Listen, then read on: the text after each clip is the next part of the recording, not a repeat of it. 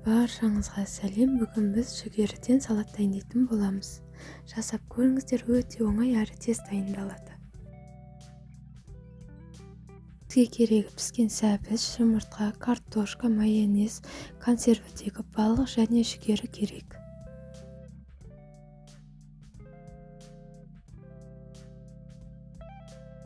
Ең алдымен тарелкамызға консервідегі балығымызды салып, шанышқының көмегімен езіп аламыз.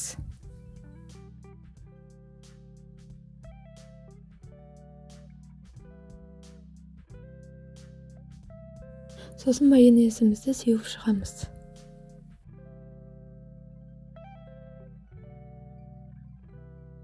Піскен картошкамызды үккіштен өткізіп, шанышқымен жайып шығамыз.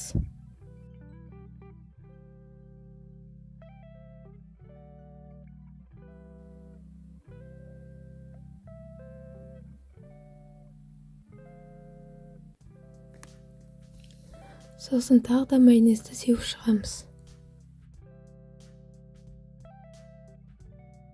Сәбізді де үккіштен өткізіп, майонезімізді сеуіп шығамыз.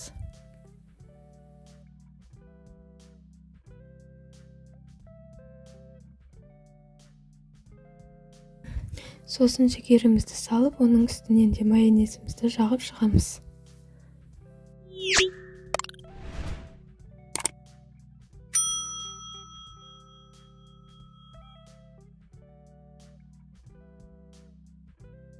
Енді жұмыртқамыздың ағы мен сарысын бөліп алып, екеуін жеке үккіштен өткізіп аламыз.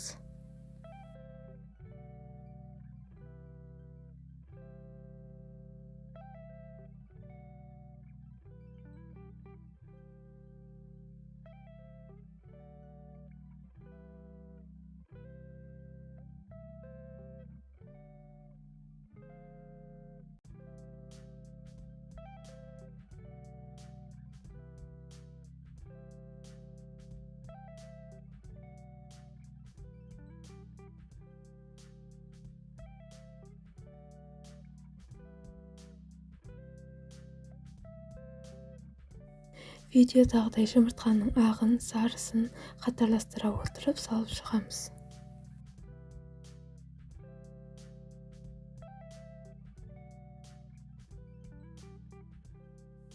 Сосын ағы мен сарысының ортасына майонезімізді жағып шығамыз.